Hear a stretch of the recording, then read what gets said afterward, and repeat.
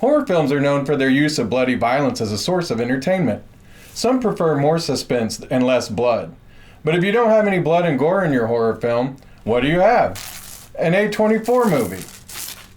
To each their own, but many fans of horror movies do get excited by the over-the-top scenes, which often include blood and gore. In the century since the first horror movies started being played for mainstream audiences, many boundaries have been pushed so that now, according to one film critic, nothing is left to our imagination anymore. Disembowelments, beheadings, amputations, entrail eating, nothing is out of bounds. This has led to a shift in movies such as Dracula, which were heavy on suspense and light on blood, to movies like Terrifier, which is an all-out assault on one's senses. Some people are drawn to horror films because of those extraordinary scenes of gore. Those who have been desensitized to such violence, such as people who are military or work in the health field, or are just unlucky enough to have seen real-life bloody scenes, are left with a need for an attack on the senses. Sometimes it's a need to eat really spicy foods, and sometimes it's a need to listen to really loud music, and then other times it's a need to see blood gushing out of a fresh wound. What better way to induce horror than to show the literal life force that rushes through our veins, providing oxygen to our essential organs? If you get hit in the face or the mouth, what's the first thing you check? To see if you're bleeding, if there's any blood. Because losing blood makes us panic. We know there's only so much blood we can lose before we die. Blood in horror movies is essential because there is a common fear we all have of losing blood. Fear is a stimulant to many fans of horror. In a study at the University of Michigan, Ann Arbor, researchers were looking for the stimuli that affected watchers of horror films the most. The most frequently reported type they found was blood, injection, and injury. That made up 65% of their sample. One participant said that in the movie Jaws, it was not the shark or actual deaths that was frightening, but the blood. For about 2 months after the movie, I had nightmares about blood. The nightmares didn't always involve sharks, but always contained gross amounts of blood. To this day, I remain horrified of blood. There are so many great scenes that make use of blood for horror movies. One that stands out is the scene from The Shining, where a river of blood pours out of an elevator. The scenes were so unsettling that director Stanley Kubrick refused to be on set during the shooting of this scene. According to Kubrick's assistant, Leon Vitali, Stanley couldn't bring himself to watch it. When we were all on set, Stanley said, "Keep an eye on it and tell me if anything goes wrong." And then he walked out. Not all bloody scenes from horror movies have to be over the top. A powerful scene from Psycho shows a murder in the shower. The blood during the scene is nothing near as gory as what is seen in movies today. But director of Psycho, Alfred Hitchcock, avoided shooting the film in color because he feared the sight of blood in the shower scene would be more than audiences could take. That's Bosco chocolate syrup you see swirling down the drain. Blood is also used in horror symbolically.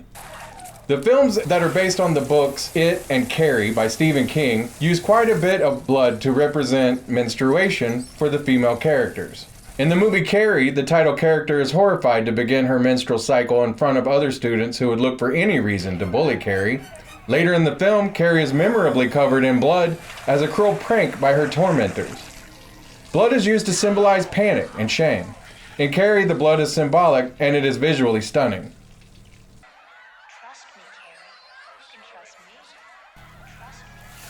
Blood is an essential part of horror movies. Here are a few ways to use blood in your movies. One Cut of the Dead is a great movie because it shows behind the scenes of how to do horror effects.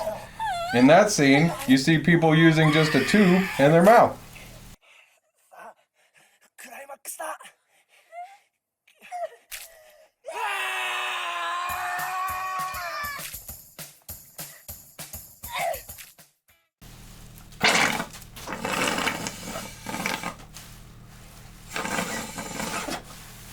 You might need a better tube or you might need better lungs, but that's one way to do it. Another way is to use a few simple things that you can get at Spirit Halloween. This is theatrical blood spray. It does the job.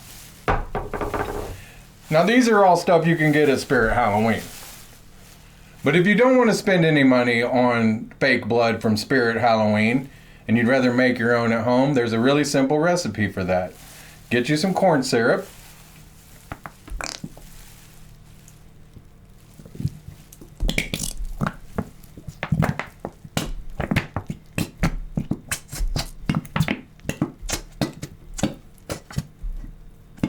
Add in a little water.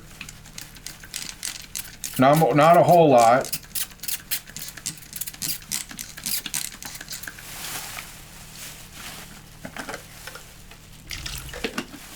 In order to add a little texture and it makes it taste pretty good, we're going to add a little cocoa powder. And next we're going to add a little bit of non-dairy creamer. And we're going to stir.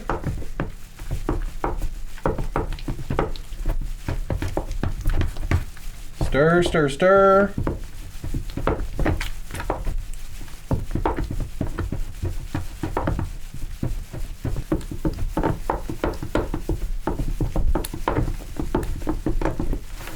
All right, right now it's a little brown because it's got cocoa and all that in it, but we're gonna add some food coloring.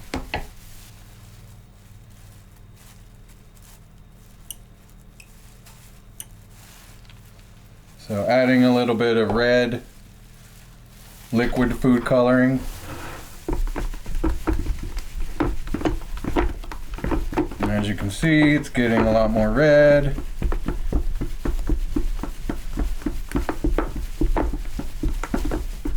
Looks more like blood. Okay, as you can see, it's pretty red. You can add food coloring to it if you want to add blue. They say that gives it more of a just came out of the body. The problem with blue that I run into, it makes it real dark sometimes if you put too much in, and I think I just put too much in. So now you got like that really good black blood, which nobody bleeds, so you just got to throw a lot more red in there to fix that. So that's why I normally don't even put the blue in, because I always do too much and it comes out black. So that's your corn syrup blood. It's got coffee creamer, non-dairy, corn syrup, cocoa powder, and then various colors of gel and liquid food dye, red, blue, and yellow, because I put a little too much blue in it and it got a little dark. So now it's pretty good color actually for blood. So you can eat this. It's totally edible. So, and it's bloody. So you can basically get that really good blood effect using this. The bad thing, really sticky, and now I'm gonna have to go take a shower. So that's blood and film. That's how you make blood. And that's how you hopefully use blood in your films. Have fun, because blood, as horrifying as it is also a lot of fun.